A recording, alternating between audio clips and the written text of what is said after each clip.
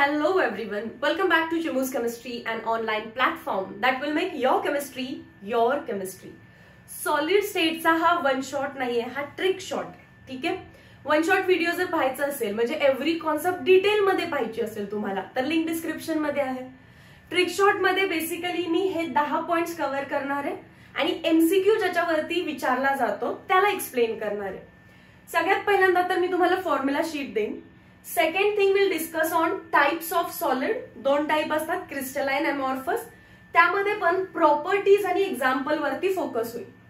Types of crystalline solid 4 type आहेत. Intermolecular force आणि examples देईल, प्लस एक चार्ट देईल, तो चार्ट लर्न ठेवायचा. थर्ड पॉइंट मध्ये डायमंड, ग्रेफाइट, फ्लोरीनला डिटेल मध्ये रीड करायचं, जो की क्लास 11th मधून घेतलेला पोर्शन आहे.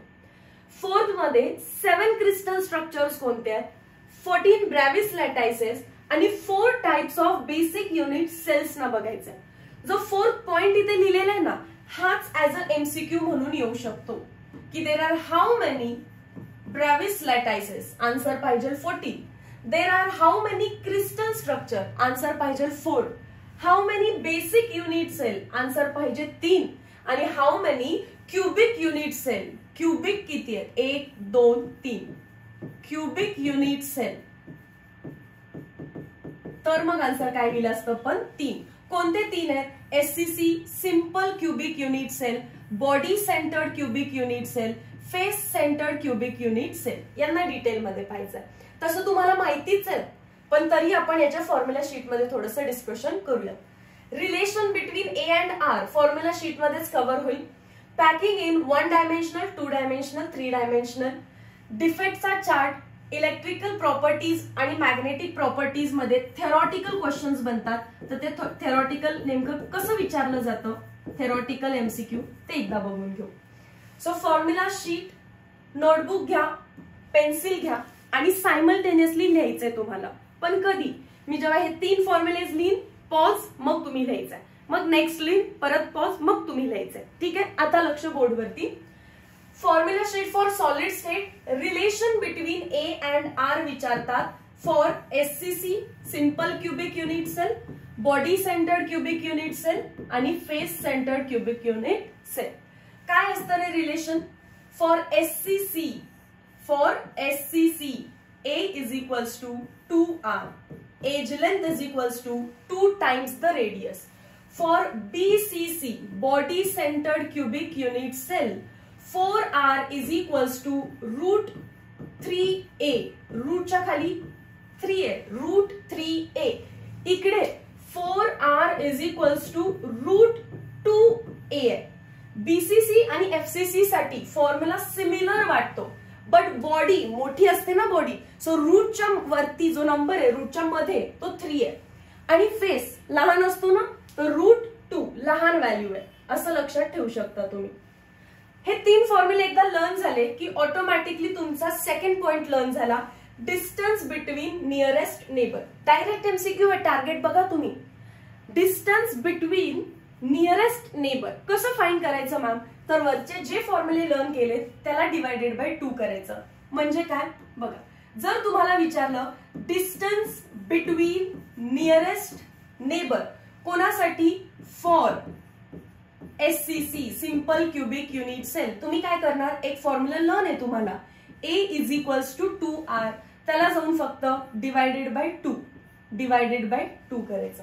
ठीक आहे. 2 ला 2 कट, म्हणजेच काय विचारलंय, रेडियस विचारली आहे. Distance between nearest neighbour is nothing but radius. फक्त रेडियसचा फॉर्म्युला डायरेक्ट पार्ट करण्यापेक्षा आधी जो पार्ट केलाय त्याला डिवायडेड बाय 2 करा. जर समजा आपल्याला विचारलं distance between nearest neighbour for body centred cubic unit cell, तर आपण काय करणार, बीसीसी साठी जो एक फॉर्म्युला लर्न आहे तो लिहा, 4R is equals to root 3A. Very nice. त्याला आता करा डिवायडेड बाय 2. जर तुम्ही एससीसी साठी बघितलं तर R ची व्हॅल्यू फाइंड केली आपण, पण बीसीसी साठी बघितलं तर 2R ची व्हॅल्यू फाइंड केली. मग हे कधी लक्षात ठेवत बसायचं, म्हणून ट्रिक काय बनवली, आधी जो फॉर्म्युला लर्न आहे त्याला डिवायडेड बाय 2 करा. म्हणजे R दिलं असेल तरी डिस्टन्स बिटवीन नियरेस्ट नेबर सांगू शकता आणि ए दिलं असेल तरी डिस्टन्स बिटवीन नियरेस्ट नेबर सांगू शकता. लास्ट कळालंच असेल काय आता हे डिस्टन्स बिटवीन नियरेस्ट नेबर कोणासाठी for face centred cubic unit cell is equals to learn केलेला फॉर्म्युला कोणता आहे 4r is equals to √2a. Distance between nearest neighbour विचारलं असेल तर लर्न केलेला फॉर्म्युलाला divided by 2 done. Next packing efficiency. Packing efficiency is equals to volume of all atoms. कधी कधी ऑल लिहित नाहीत फक्त काय लिहितात ऍटम्स लिहितात. Volume of all atoms in the unit cell. Unit cell मध्ये जितके ऍटम्स आहेत त्या सगळ्याचा व्हॉल्यूम फाइंड करा in unit cell divided by volume of cube. Cube का कारण व्हॉल्यूम ऑफ युनिट सेल असतो आणि unit cell is nothing but R cube. जर तुम्हाला पर्सेंटेज विचारलं पॅकिंग पर्सेंटेज तर काय करणार आपण पॅकिंग इफिशियन्सीला मल्टिप्लाइड बाय 100. ठीक आहे. पॅकिंग इफिशियन्सी किंवा काय म्हणतील पॅकिंग फ्रॅक्शन. काय म्हणतील पॅकिंग इफिशियन्सी किंवा पॅकिंग फ्रॅक्शन. आणि फ्रॅक्शन हा ऑलवेज 1 पेक्षा कमी असतो. त्यामुळे पॅकिंग फ्रॅक्शन विचारलं SCC साठी तर आन्सर देणार आहे तुम्ही 0.523. जर BCC साठी विचारलं तर तुम्ही आन्सर लिहायचे 0.68 आणि FCC साठी विचारलं तर तुम्ही लिहिणार आहात 0.74. पण तेच जर पर्सेंटेज विचारलं असतं पॅकिंग पर्सेंटेज तर 52.3, 68 आणि 74% मध्ये लिहिता तुम्ही. सो चेक करायचं पर्सेंटेज मध्ये विचारलं की फ्रॅक्शन मध्ये विचारलेलं आहे 68% अँड 74%. आता पॉज करा आणि व्यवस्थित नोट करा या पार्टला. एक पॉइंट इथे क्लिअर करते. पॅकिंग इफिशियन्सी पर्सेंटेज मध्ये विचारली जाते आणि जेव्हा फ्रॅक्शन म्हणतात तेव्हा 0 पॉइंट मध्ये आन्सर द्यायचे. सो हे जे लिहिले ते काय आहेत सगळे पॅकिंग फ्रॅक्शन आणि पॅकिंग पर्सेंटेजलाच काय म्हणा पॅकिंग इफिशियन्सी. सो हा खालचा फॉर्म्युला मला इरेज करावा लागेल. पॅकिंग पर्सेंटेज म्हणजेच काय आहे पॅकिंग इफिशियन्सी. पॅकिंग इफिशियन्सी म्हणजेच पर्सेंटेज मध्ये काढायचे मल्टिप्लाय बाय 100. पण फ्रॅक्शन विचारलं असेल तर तुम्ही 0 पॉइंट मध्ये आन्सर लिहा. क्लिअर झाला हा पॉइंट. पॅकिंग इफिशियन्सी म्हणजेच पर्सेंटेज मध्ये पण फ्रॅक्शन म्हटलं तर 1 पेक्षा लेसच्या टर्म मध्ये लिहायचंय. Next part number of atoms in X gram. X gram मध्ये विचारलं सो इथे येणार एक्स डिवायडेड बाय डिनॉमिनेटर काय आहे बघा एक क्यूब आहे. एक क्यूब आहे तो काय करतोय रडतोय. म्हणजे हिंदीमध्ये रो ए क्यूब. काय आहे रो ए क्यूब. रो माहितीये सर्वांना आणि ए क्यूब पण माहितीये. So x upon rho a cube. पण नंबर ऑफ ऍटम्स विचारलेले आहेत. नंबर ऑफ ऍटम्स विचारले असतील तर मल्टिप्लाइड बाय काय करायचं तुम्हाला n. फिफ्थ आहे number of unit cell in X gram. Ma'am again X आलं तर वरती न्यूमरेटर मध्ये एक्स लिहायला लागतं आणि डिनॉमिनेटर मध्ये रो ए क्यूब. पण इथे युनिट सेल आहे. युनिट सेल असतील तर इथेच फुल स्टॉप. नेक्स्ट फॉर्म्युला बघा number of unit cell in V volume. इथे एक्स आहे का नाही मग तुम्ही एक्स लिहिणार नाही. इथे व्ही आहे तर तुम्ही व्ही लिहिणार. एक्स आलं तरच रो ए क्यूब. इथं एक्स आलेला नाहीये त्यामुळे रो ए क्यूब नाहीये पण वरती व्हॉल्यूम आहे तर तुम्हाला माहिती असणार काय volume of unit cell a cube त्याने डिवाइड करायचं. एक्स आहे म्हणून एक्स नी सुरुवात. एक्स आहे म्हणून एक्स नी सुरुवात. Denominator rho a cube. Rho a cube. Number of atoms आहेत एनी मल्टिप्लाय करा पण युनिट सेल आहे तर डायरेक्टली फुल स्टॉप. इथे व्ही व्हॉल्यूम विचारलंय सो व्ही डिवायडेड बाय व्हॉल्यूमच आहे ए क्यूब. नोट करा व्यवस्थित हा part. Next number of tetrahedral voids. Number of tetrahedral voids दुप्पट असतात नंबर ऑफ ऍटम्सच्या. Number of atoms multiplied by 2. Number of octahedral void जर कधी सांगितले तर नंबर ऑफ ऍटम्स, जितके नंबर ऑफ ऍटम्स तितके नंबर ऑफ ऑक्टाहेड्रल वर्ड. कधी कधी असे पण एमसीक्यू आलेत बघा. Calculate number of tetrahedral void per sphere. Calculate number of tetrahedral void per sphere. Per म्हणजे एक, स्पियर म्हणजे ऍटम. जर एक ऍटम असेल, हे दोन जे वर्ड्स आहेत ना, पर म्हणजे एक, स्पियर म्हणजे ऍटम, एक ऍटम साठी नंबर ऑफ टेट्राहेड्रल विचारले, नंबर ऑफ टेट्राहेड्रल वर्ड विचारले. 2 into नंबर ऑफ ऍटम्स इथे दिलाय 1, आन्सर काय आलं असतं 2. सिमिलर एमसीक्यू इकडे विचारू शकतात. कसा एमसीक्यू असणार आहे? Number of octahedral word per sphere. ह्या पर स्पियर मध्येच त्यांनी तुम्हाला नंबर ऑफ ऍटम्स दिले. पर म्हणजे 1 आणि स्पियर म्हणजे ऍटम. एकच ऍटम आहे, एकच ऍटम आहे. नंबर ऑफ ऍटम किती आहे? 1. मग नंबर ऑफ ऑक्टाहेड्रल वर्ड पण किती झाला? 1. Density of unit cell. डेन्सिटीचा फॉर्म्युला सगळ्यांना लर्न असतो. Density is equals to capital M into small n divided by a cube into Avogadro number. ठीक आहे. आता मॅम हा सतत एन जो येतोय तो काय आहे? एन आहे number of atoms per unit cell. Number of atoms per unit cell. SCC, BCC आणि एफसीसी साठी एन ची व्हॅल्यू फिक्स राहणार आहे. जर सिंपल क्युबिक युनिट सेल दिलं असेल तर n is equals to 1. Body centred cubic unit cell साठी n is equals to 2. Face centre cubic unit cell साठी n is equals to 4. Next अजून काय विचारू शकतात आपल्याला? कॉन्ट्रीब्युशन. कॉन्ट्रीब्युशन म्हणजे एखादा ऍटम जर युनिट सेलच्या कॉर्नरला तर कॉर्नरचं कॉन्ट्रीब्युशन काय असतं?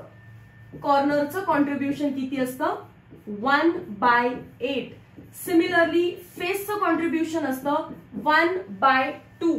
चुकून 4/2 वाटेल. एक फेस किती रूम्स मध्ये कॉमन असेल? एक वॉल, ही वॉल किती रूम मध्ये कॉमन असेल? 2. This is nothing but face. 2 room मध्ये कॉमन असतो, त्यापैकी एक आपला असतो. 1/2. कॉर्नर विचारतील, फेस विचारतील, तसं एज पण विचारू शकतात. एक एज 4 रूम मध्ये कॉमन असते, सो 1/4.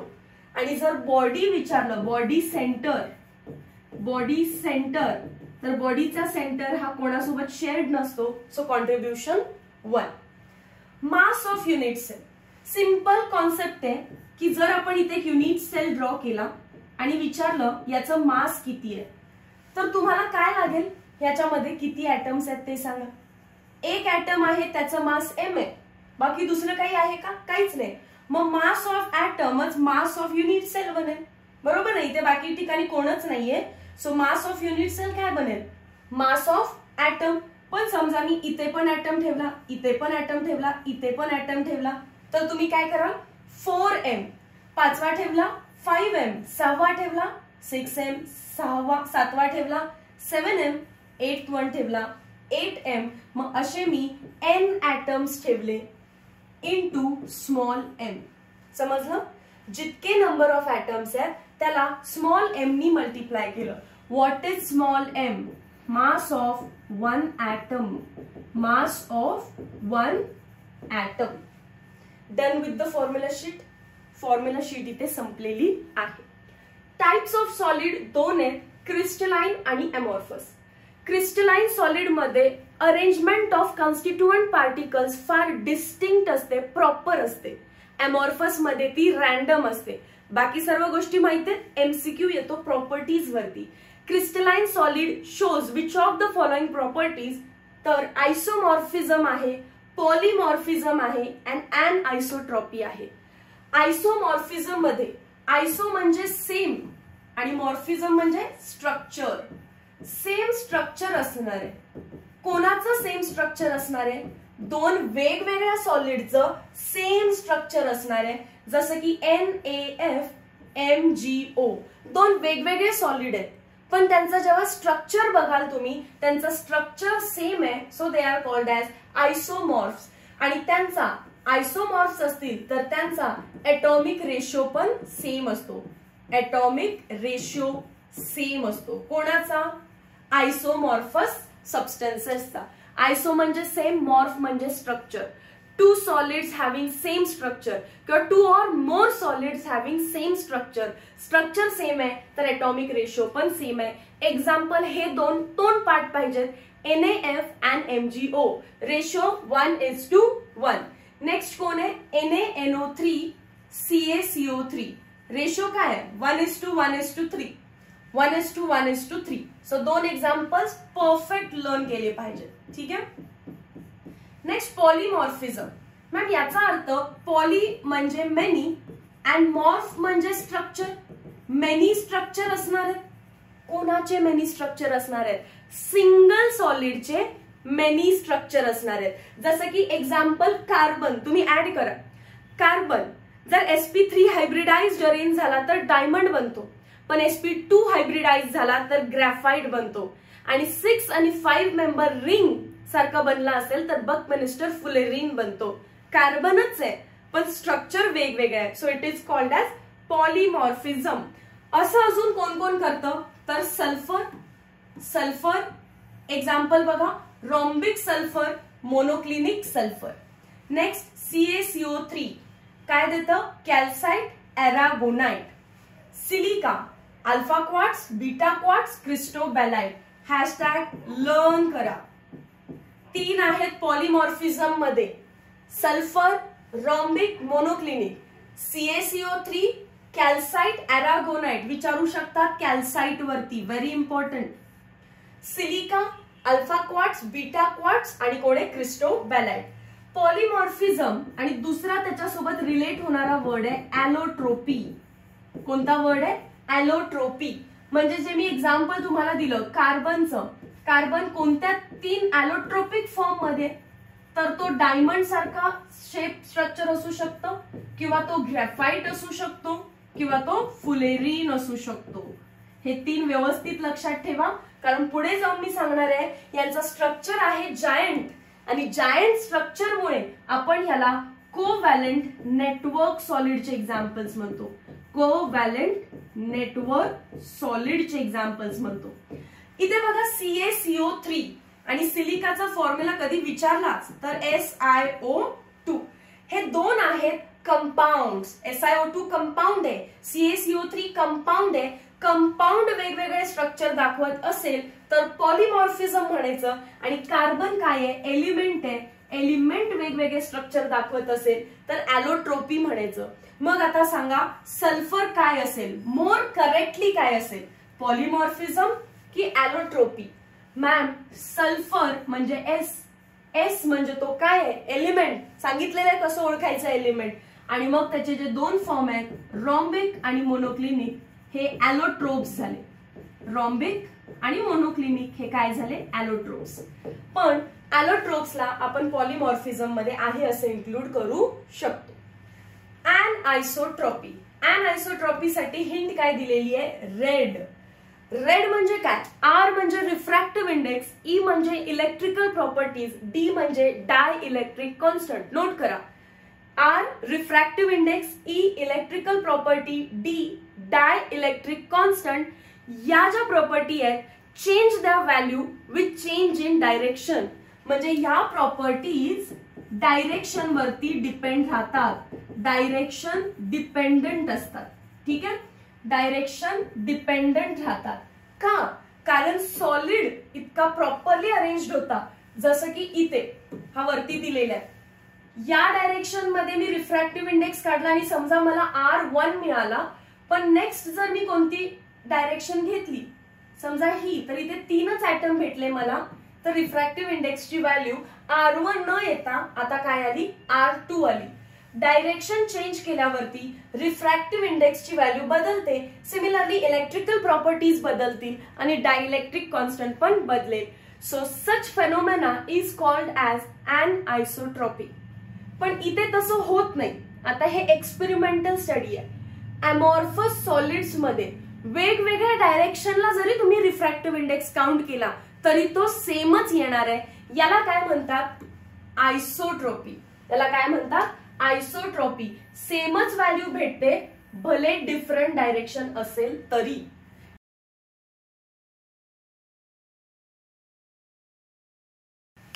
मी रिपीट करते बघा. ऍज अ स्टुडंट तुम्हाला वाटू शकतं की याच्यामध्ये अरेंजमेंट चांगली आहे, म्हणजेच कुठल्याही डायरेक्शन मध्ये तुम्ही प्रॉपर्टी काउंट करा ती सेम येईल. हा तर रॅन्डम आहे मॅम, कुठल्याही डायरेक्शन मध्ये गेलो तर व्हॅल्यू वेगळी येईल. पण तुमच्या कॉन्सेप्ट इथे रॉंग ठरतात. एक्सपेरिमेंटल स्टडी असं सांगतो की इथे अरेंजमेंट ऑफ ऍटम अशा प्रकारे आहे की प्रत्येक वेगळ्या डायरेक्शनला वेगळी व्हॅल्यू येते, पण इथे ऍव्हरेज होऊन सेमच व्हॅल्यू निघते. ठीक आहे. So different direction different value property and isotropy. Different direction same value property isotropy. Done. Crystalline सॉलिडचे एक्झाम्पल पुढे बघायचेच आहेत. अमॉर्फसचे लक्षात ठेवा, कोल, टार आणि ग्लास. क्रिस्टलाइन सॉलिड 4 टाइपचे आहेत. आयोनिक सॉलिड एक्झाम्पल आहे NaCl, ज्याचा केटायन आणि एनायन बनवू शकता, तो आहे आयोनिक सॉलिड. मेटॅलिक सॉलिड पण ओळखायला इझी आहे. Copper, gold, silver. Copper, silver, gold, platinum. ठीक आहे. Ag म्हणजे सिल्वर, Au म्हणजे गोल्ड. तर मेटल्सची नावं शक्यतो तुम्हाला माहिती असतात. सो आयोनिक सॉलिड मध्ये कॅटायन अनायन दिसला पाहिजे, मेटॅलिक सॉलिड मध्ये तो मेटल असला पाहिजे. कोव्हॅलंट नेटवर्क सॉलिड हवं होतं हे. ठीक आहे. कोव्हॅलंट नेटवर्क सॉलिडचे 3 एक्झाम्पल ऑलरेडी लर्न केले आपण. Diamond, graphite, fullerene. अजून 3 ऍड करा त्याच्यामध्ये. क्वार्ट्स. फक्त क्वार्ट्स आलं तर ते कोव्हॅलंट नेटवर्क सॉलिडचे एक्झाम्पल आहे. पण जर क्वार्ट्स ग्लास आलं, क्वार्ट्सच्या समोर ग्लास हा वर्ड आला, ग्लास हा वर्ड सर्व काही बर्बाद करून टाकतो. ग्लास हा वर्ड आला की अमॉर्फस बनतो, पण फक्त क्वार्ट्स आला तर तो क्रिस्टलाइन बनतो. बोरॉन, नायट्राइड आणि कार्बोरंडम. 3 अजून कोण ऍड केले ह्यामध्येच एक्झाम्पल आहे. यामध्येच सीईटीचा क्वेश्चन लपलाय. सो कोव्हॅलंट नेटवर्क सॉलिडचे 6 examples: diamond, graphite, fullerene, quartz, boron, nitride, Carborundum. Molecular solids जे ह्यामध्ये बसत नाहीत ते सगळे मॉलिक्युलर सॉलिड्स मध्ये येणार. कॅटायन अनायन दिसला तर आयोनिक, मेटल दिसला तर मेटॅलिक, पाठ केलेले 6 दिसले तर कोव्हॅलंट, त्या सोडून कोण आला तर मॉलिक्युलर. जसे की कार्बन डायऑक्साइड कोव्हॅलंट बॉन्ड आहे, मिथेन कोव्हॅलंट बॉन्ड आहे, H2 कोव्हॅलंट बॉन्ड आहे. आणि मॉलिक्युलर सॉलिडचे बऱ्यापैकी एक्झाम्पल्स हे आपले कोव्हॅलंट बॉन्डेड असणार आहेत आणि म्हणून ते आपण केमिकल बॉन्डिंग मध्ये शिकलेलो असणार आहे. ठीक आहे. चार्ट काय काय लर्न करायचे. Inter molecular force. आयनिक मध्ये आयनिक बॉन्ड, कोव्हॅलंट नेटवर्क मध्ये कोव्हॅलंट बॉन्ड, कोव्हॅलंट नेटवर्क मध्ये कोव्हॅलंट बॉन्ड. मॉलिक्युलर सॉलिड मध्ये इम्पॉर्टंट डायपोल डायपोल पण असतो, हायड्रोजन बॉन्डिंग पण असतो, वॅन वॉल पण असतो. पण हे सगळे फोर्सेस कसे आहेत रे, एकदम वीक आहे. आयनिक बॉन्ड स्ट्रॉंग असतो, कोव्हॅलंट बॉन्ड पण स्ट्रॉंग असतो, पण हा बिचारा कसा आहे, वीक आहे. Molecular solids are weak. Metallic bond पण स्ट्रॉंग असतो. Constituent particles. आयनिक आयन्स पासून बनलाय. कोणते आयन्स? केटायन्स आणि एनायन्स. कोव्हॅलंट नेटवर्क सॉलिड ऍटम्स आणि मॉलिक्युल्स पासून. मॉलिक्युलर सॉलिड ऍटम्स आणि मॉलिक्युल्स पासून. आणि मेटल ऍटम्स पासूनच. ठीक आहे. सो इथे लक्षात ठेवण्याचा पॉइंट आहे केटायन एनायन. हार्ड आहे की सॉफ्ट आहे? आयनिक स्ट्रॉंग असेल तर हार्ड आहे, स्ट्रॉंग असेल तर हार्ड आहे, वीक आहे म्हणून सॉफ्ट आहे, हार्ड असेल तर स्ट्रॉंग असेल तर हार्ड आहे. इथे सॉफ्टवर एमसीक्यू येऊ शकतो. मेल्टिंग बॉइलिंग पॉइंट स्ट्रॉंग असल्यामुळे हाय, स्ट्रॉंग असल्यामुळे हाय, वीक असल्यामुळे लो, स्ट्रॉंग असल्यामुळे हाय. Next conductivity. आयन्स असल्यामुळे good conductors but only in aqueous and molten state. Solid state मध्ये बॅड कंडक्टर. सॉलिड स्टेट आला तर बॅड कंडक्टर. खूप important for MCQ. Solid state मध्ये ionic solid do not conduct electricity, but aqueous किंवा molten state मध्ये they conduct electricity. Covalent network solid good. Molecular सगळंच यांचं बाद आहे. सॉफ्ट आहेत, लो मेल्टिंग बॉइलिंग पॉइंट आहे, पुअर कंडक्टर्स आहेत आणि हे गुड आहे. ठीक आहे. Next diamond. डायमंडच्या स्ट्रक्चर मध्ये every carbon is attach to 4 different carbon atoms आणि कार्बन सिंगल बॉन्ड बनवतो, त्यामुळे हायब्रिडायझेशन काय झालेलं आहे त्याचं, sp3 hybridisation. Big giant network molecule, पण कसा आहे तो, स्ट्रॉंग आहे आणि कसा आहे, हार्ड सॉलिड आहे. हार्डेस्ट ऑफ ऑल म्हटलं तरी पण चालेल. मेल्टिंग पॉइंट त्याचा भरपूर आहे, 3550 डिग्री सेल्सिअस म्हणजे हाय मेल्टिंग पॉइंट आहे आणि good conductor of only heat. Diamond is good conductor of heat but bad conductor of electricity. बनला हा तुमचा MCQ. Graphite. In graphite, every carbon is attached to 3 different carbon atoms. इथे किती, 4 आल्यामुळे sp3. तिथे किती आहे, 3 आल्यामुळे sp2 hybridization. Each carbon is attached to 3 different carbon atoms forming 6-member ring. So graphite मध्ये किती मेंबरची रिंग आहे विचारलं, 6 मेंबरची रिंग आहे आणि रिमेनिंग जे p ऑर्बिटल आहे that forms pi bond आणि त्याच्यामुळे काय होते, layer formation. Remaining pz orbital forms pi bond that forms layers in the graphite. So विचारू शकतात ग्रेफाइट मध्ये लेयर्स कशामुळे बनलेत, due to pi bond. They are good conductor of heat as well as electricity. Graphite is used as lubricant. Use विचारला तर lubricant. Fullerene C60 एवढाच MCQ विचारतील. 6 member ring किती आहेत, 5 मेंबर रिंग किती आहेत. 6 मेंबर रिंग आहे 20, 5 मेंबर रिंग आहे 12. लर्न करा. 6 मेंबर रिंग किती आहे 20, 5 मेंबर रिंग किती आहे 12 आणि कार्बनचं हायब्रिडायझेशन विचारलं तर sp2. डायमंड मध्ये sp3 आहे, बाकी दोघांमध्ये sp2 आहे. ग्रेफाइट मध्ये 6 मेंबरची रिंग आहे, फुलेरिन मध्ये 6 पण आणि 5 पण मेंबरच्या रिंग आहेत. 6 मेंबरच्या 20 आहेत, 5 मेंबरच्या 12 आहेत आणि याच्यामध्ये कुठलंही रिंग नाहीये. Diamond hardest of all substance बनतो आणि त्याचा मेल्टिंग बॉइलिंग पॉइंट सुद्धा हाय आहे. 7 क्रिस्टल सिस्टीम अँड 14 ब्रॅव्हिस लॅटायसेस. हिंट वरून लक्षात ठेवायचे, क्यूट आर मदर. Cu म्हणजेच कोण आहे, cubic. Te tetragonal. OUR ऑर्थोरॉम्बिक. MO monoclinic. T for triclinic. HE hexagonal आणि लास्टचा R काय असणार आहे, रॉम्बोहेड्रल. हे न्यू सिलेबस नुसार आलेल्या टेक्स्टबुक मध्ये नाहीये, म्हणजे तुमच्या टेक्स्टबुक मध्ये हे नाहीये, हे इव्हन तुमच्या टेक्स्टबुक मध्ये नाहीये. मग डायरेक्टली काय लर्न करायचंय तुम्हाला, ब्रॅव्हिस लॅटायसेस. ते कसं लक्षात ठेवायचं, 3 to 4. तुमचं लेक्चर टाइम काय आहे, तर दुपारी 3 ते 4 आहे. लेक्चर टाइम काय आहे, 3 ते 4 आहे. लक्षात ठेवायला काय जातं, कधी तर कुठलं ना कुठलं तर लेक्चर असेलच ना 3 to 4. सो बघा 3 to 4 to हे दिसलं, 3 to 4 to 111. 3 to 4 to 111 कराल. ओके, मग MCQ कुठे आहे मॅम याच्यामध्ये, MCQ आहे टेट्रागोनल. किती ब्रॅव्हिस लॅटायसेस दाखवतो हे व्यवस्थित लिहायचं. 3 to 4 to 111 करायचं तर समजेल 2 ब्रॅव्हिस लॅटायसेस दाखवतो. हेक्सागोनल किती ब्रॅव्हिस लॅटायसेस दाखवतो, 1 ब्रॅव्हिस लॅटायस दाखवतो. ठीक आहे. ऑर्थोरॉम्बिक किती ब्रॅव्हिस लॅटायसेस दाखवतो, 4 ब्रॅव्हिस लॅटायसेस दाखवतो. चार्ट लर्न तर सर्व लर्न. चार्ट कसा लर्न होईल, cute are mother and 3 to 4 to 111.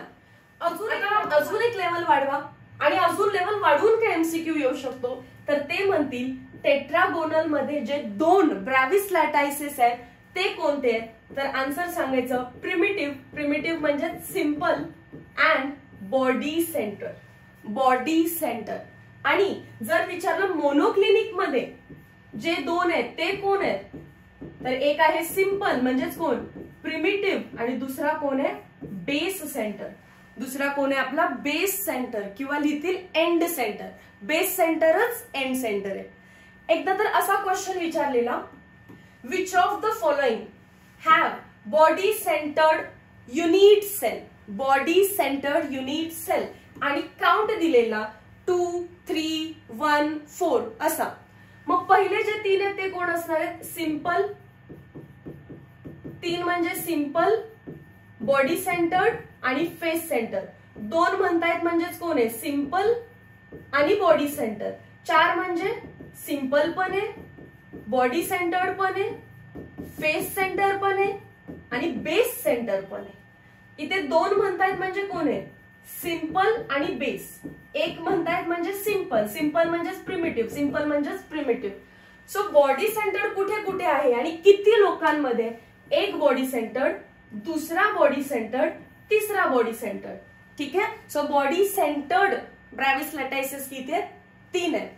Simple विचारले तर सगळ्यातच आहेत. 1 2 3 4 5 6 7. 7च्या 7 मध्ये सिंपल आहेत. जर तुम्हाला फेस सेंटर विचारलं तर कुठे कुठे आहे? दोघांमध्ये, दोघांमध्ये. बरोबर आहे ना? येस. जर तुम्हाला बेस सेंटर विचारलं तर अगेन दोघांमध्ये. कोण कोण? एक तर मोनोक्लिनिक मध्ये विसरायचं नाही, मोनोक्लिनिक पण बेस सेंटर्ड आहे. अँड कोण होतं आपलं? ऑर्थोरॉम्बिक पण बेस सेंटर्ड आहे. आणि असं विचारलं चारही कोणामध्ये? ऑर्थोरॉम्बिक मध्ये 4 आहेत. सो तुम्हाला फक्त एकच करायचंय, चार्ट लर्न करायचंय. क्यू टार मदर 3 2 4 2 1 1 1. आणि हे 4 असतील तर कुठले 4 समजतं? 4च्या 4. हे 3 असतील तर कुठले 3? पहिले 3. पण 2 असतील तर कुठले? त्याच्यासाठी मी ऑलरेडी लिहून दिलं. टेट्रागोनल आलं तर बॉडी सेंटर्ड, मोनोक्लिनिक आलं तर base centre. 4 types of unit cell. Simple cubic unit cell म्हटलं की लगेच काय आठवायला पाहिजे? All the atoms are located at corners only. Corners only. आणि प्रत्येक कॉर्नरचं contribution, number of atom per unit cell काढूया. टोटल 8 ऍटम दिसतात पण प्रत्येकाचं कॉन्ट्रीब्युशन मात्र 1/8 आहे. सो आन्सर झालं 1. आता याच्यामध्ये मला अजून काय काय क्वेश्चन्स माहिती पाहिजेत? 1 स्ट्रक्चर माहिती आहे का? 2 number of atom per unit cell माहिती आहे का? 3 याची पॅकिंग इफिशियन्सी लर्न आहे का? पॅकिंग इफिशियन्सी म्हणजेच पॅकिंग पर्सेंटेज. सो पर्सेंटेज मध्ये लिहायचंय 52.3%. फ्रॅक्शन विचारलं असतं तर 0.523 लिहिलं असतं. पॅकिंग इफिशियन्सी झाली. त्याच्यानंतर आपल्याला याचे वॉइड माहिती आहेत का? वॉइड कसे फाइंड करायचे? 100 - 52.3. आणि तुम्हाला relation between A and R माहिती आहे का? ए इज इक्वल्स टू काय असतो? 2r. नेक्स्ट, बॉडी सेंटर मध्ये all atoms are present at. कॉर्नरला तर असणारच आहे, पण कॉर्नर सोडून अजून एक ठिकाणी ऍटम येतो जे की नावात आहे बॉडीच्या सेंटरला. नावातच आहे, कुठे येतो? बॉडीच्या सेंटरला. But imagine that all atoms are same. All atoms are same. मी तुम्हाला वेगळ्या कलरनी दाखवलाय कारण तो ओळखावा की बॉडीच्या सेंटरला आहे. आता मी बाकी सर्व गोष्टी लिहिणार नाही. मी number of atom per unit cell directly काय लिहिणार? 2. पॅकिंग इफिशियन्सी काय लिहायला पाहिजे? 68%. आणि जर तुम्हाला वॉइड विचारला काय करणार? 100 - 68 किती येईल? 32%. Relation between A and R 4r is equals to √3a. Distance between nearest neighbour दिलेल्या फॉर्म्युलेला divided by 2 on both side. Face centre cubic unit cell विचारला तर क्यूब आहे आणि प्रत्येक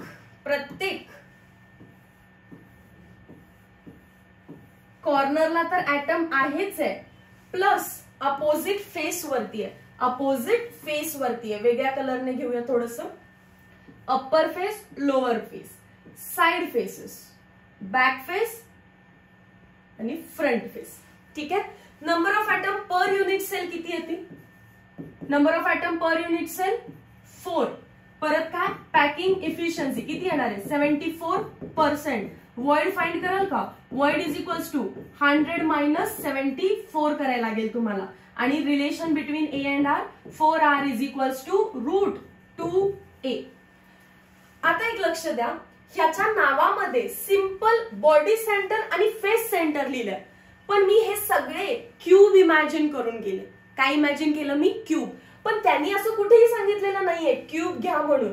आपण लर्न करताना सिंपल असू दे, बॉडी सेंटर असू दे, फेस सेंटर असू दे, आपला स्टडी कोणत्या सिस्टीम बद्दल चालू आहे? क्यूबिक. पण असे टोटल किती सिस्टीम आहेत? 7. कोणत्या? Cubic, tetragonal, orthorhombic, monoclinic, triclinic, hexagonal, rhombohedral. मला क्युबिक विचारलं तर किती ब्रॅव्हिस लॅटायसे असेल? 3. कोणत्या?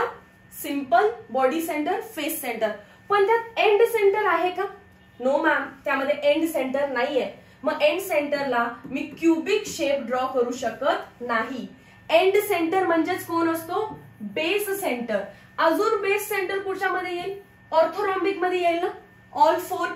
सो ऑर्थोरॉम्बिक मध्ये बेस सेंटर आहे, मोनोक्लिनिक मध्ये बेस सेंटर आहे, तर त्यांचे शेप्स तुम्हाला ड्रॉ करावे लागतील. मी फक्त क्युबॉइड शेप ड्रॉ करणार आहे, बाकी आपल्याला त्याचा डिटेल स्टडी नाहीये. ठीक आहे. थोडासा असा तिरका काढायला लागतो त्याला, रॉम्बस जसा तिरका काढतो ना आपण असा, तसा. पण ठीक आहे, तुम्हाला अंडरस्टँड होऊन जाईल. याच्यामध्ये सुद्धा all atoms are at corner. बर, हा क्युबिक मधला आहे का? नाहीये. हा एकतर ऑर्थोरॉम्बिक असेल, ऑर्थोरॉम्बिक असेल, और एल्स मोनोक्लिनिक असेल. All atoms are present at corners. आणि एनी 2 अपोजिट फेस चूज करा, एक वरचा आणि एक खालचा. एनी 2 अपोजिट फेस, एक वरचा आणि एक खालचा. इथे नंबर ऑफ ऍटम्स फाइंड करूया. कॉर्नरला 8 ऍटम आहेत, बट कॉन्ट्रीब्युशन 1/8 आहे. ते सोडून अजून 2 ऍटम आहेत जे की फेसच्या मध्ये आहेत आणि फेसचं कॉन्ट्रीब्युशन लिहून दिलेलं 1/2. सो आन्सर आलं 1 प्लस हे पण किती येणार आहे? 1. That is 2. So number of atom per unit cell for base centre or end centred is equals to 2. बाकी याच्यामध्ये पॅकिंग इफिशियन्सी, वॉइड किंवा relation between A and r करत नाही आपण. का करत नाहीये? कारण ऑर्थोरॉम्बिकचा स्टडी नाही आपल्या सिलेबसला, मोनोक्लिनिकचा स्टडी नाही आपल्या सिलेबसला. आपण जे शिकतोय ते कोणते युनिट सेल केले? Cubic. So cubic unit cell किती आहेत? 3. पण फक्त युनिट सेल किती आहेत? 4. Moving towards next part, packing in solid. 1 dimensional packing. एक ऍक्सिस कोणती तरी घ्या.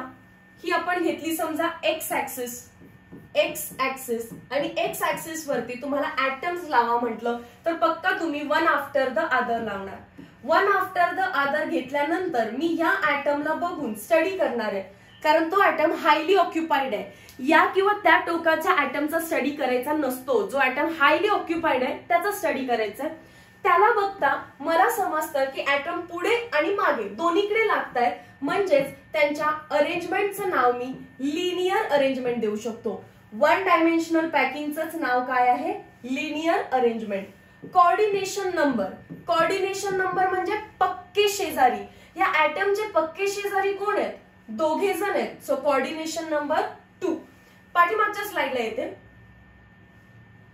यांचे पण पक्के शेजारी फाइंड करूया. सिंपल क्युबिक युनिट सेल दिला असेल तर कोऑर्डिनेशन नंबर असतो 6. Body centred cubic unit cell दिला असेल तर कोऑर्डिनेशन नंबर असतो 8. आणि face centred cubic unit cell दिला असेल तर कोऑर्डिनेशन नंबर असतो 12. आणि हा का नाही शिकत? कारण तो आपल्या सिलेबस मध्ये नाहीये. नेक्स्ट,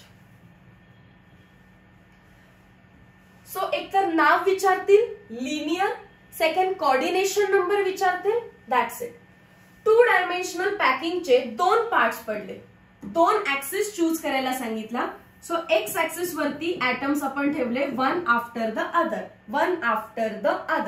पण आता वाय ऍक्सिस वरती पण तर ठेवायचे होते, तिथे पण ठेवले 1 after the other.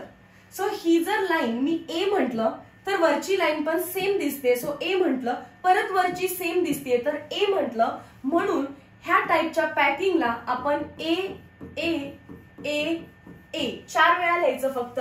A A A A type packing म्हटलं. किंवा कुठल्याही एका फुल सराउंडेड ऍटमचा स्टडी करा, त्याच्या बाजूला 4 ऍटम्स त्याला क्लोजली टच झालेले दिसत आहेत. पक्के शेजारी कोण आहेत? हे आहेत का? Closely touch. 1 2 3 आणि 4. हे हा टच नाही आहे, हा टच नाही, हा टच नाही, हा टच नाही, हा टच नाही. जे मी कनेक्ट केलेले आहेत ते क्लोजली टच झालेत. सो कोऑर्डिनेशन नंबर विचारला असता, कोऑर्डिनेशन नंबर, तर आपण काय टिक केलं असतं? 4. आणि 4 वरून याला अजून एक नाव दिलं, square close packing. Square close packing.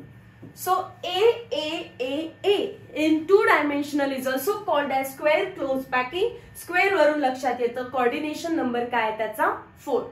नाव आणि कोऑर्डिनेशन नंबर. नेक्स्ट एक आला आता याच्यामध्ये व्हॉइड. नेक्स्ट काय आली व्हॉइड. ही व्हॉइड बघा, व्हॉइड म्हणजे एम्प्टी स्पेस. ही एम्प्टी स्पेस पण तर स्क्वेअर सारखी दिसतीये. सो व्हॉइड पण कोणती याच्यामध्ये स्क्वेअर व्हॉइड. मॅम 1 डायमेन्शन मध्ये व्हॉइडचा स्टडी नाहीये. व्हॉइडचा स्टडी 2 डायमेन्शन मध्ये स्टार्ट झाला. आता याच्यामध्ये हा 2 डायमेन्शनल आहे तर मला 3 गोष्टी शिकायला लागतील. पहिला बघूया एक्स ऍक्सिस वरती 1 आफ्टर द अदर केलं, पण वाय ऍक्सिस वरती 2 ऍटमच्या मध्ये ऍटम ठेवलेला आहे. 2 ऍटमच्या मध्ये ऍटम ठेवलेला आहे. 2 ऍटमच्या मध्ये ऍटम ठेवलेला आहे. इथे काय केलं, एकच्या वर एक, एकच्या वर एक. सो डिफरन्स समजला. इथे एकावर एक आहे आणि इथे दोघांच्या मध्ये एक आहे. मी जर या लेअरला ए म्हणायचं ठरवलं तर हिला बी म्हणावं लागतं. आणि हा ऍटम आणि हा ऍटम बघा बरं एकमेकांच्या जस्ट वर आहेत का. म्हणजे जी थर्ड लेअर येणार आहे माझी, मी तिला परत ए म्हणू शकते आणि जी फोर्थ लेअर येणार आहे तिला मी परत बी म्हणू शकेन. तर याचं नाव काय झालं, प्रायमरी नाव दिसतं तुम्हाला एबी एबी. प्रायमरी नाव काय दिसतं एबी एबी टाइप. पण आता प्रॉपर सोफिस्टिकेटेड नेम काय याचं, तर हायली ऑक्युपाइड ऍटम कोणता तरी घेतला आणि क्लोजली टच किती आहेत 1 2 3 4 5 6. 6 पासून हेक्सागॉन पण बनतो ना. So it is called as hexagonal close packing. Hexagonal close packing. Void कोणती याच्यामध्ये, व्हॉइडचा शेप बघा कोणता याच्यामध्ये. मॅम ट्रँग्युलर व्हॉइड आहे. येस, अप्पर ट्रँग्युलर पण दिसतीये आणि लोअर ट्रँग्युलर पण दिसतीये. मग टिक कोणतं ऑप्शन करायचं, तर ट्रँग्युलर व्हॉइड असं ऑप्शन असणार आहे तुमच्याकडे.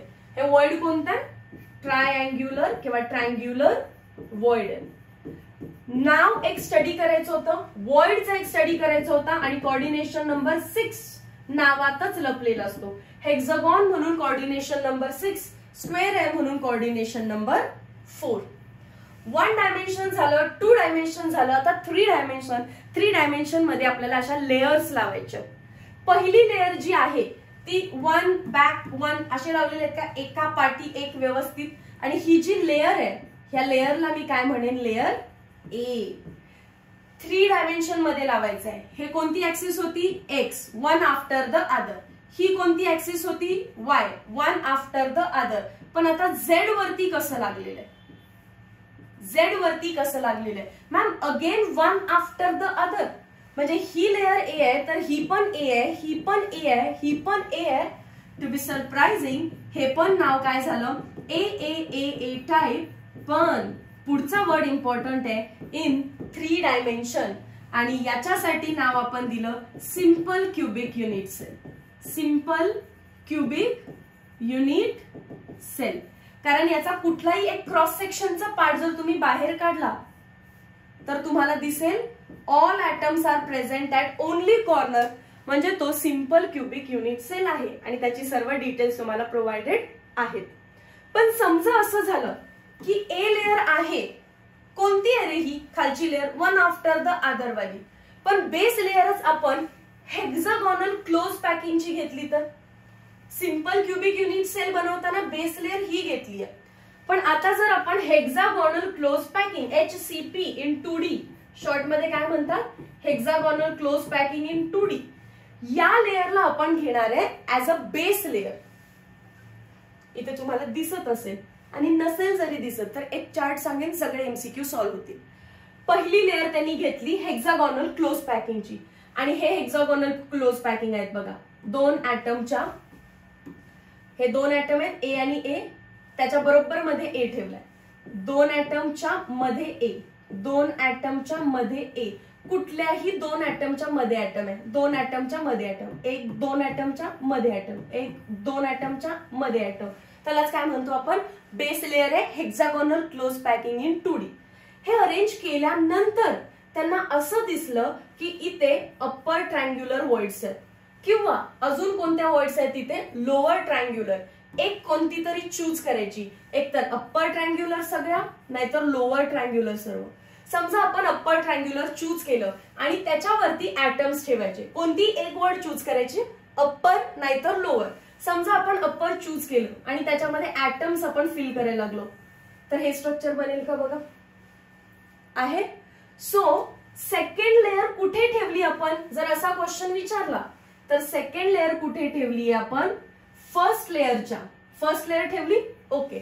सेकंड लेअर कुठे ठेवली, फर्स्ट लेअरच्या ट्रायंग्युलर वॉइड्स मध्ये. Layer 2 is formed by keeping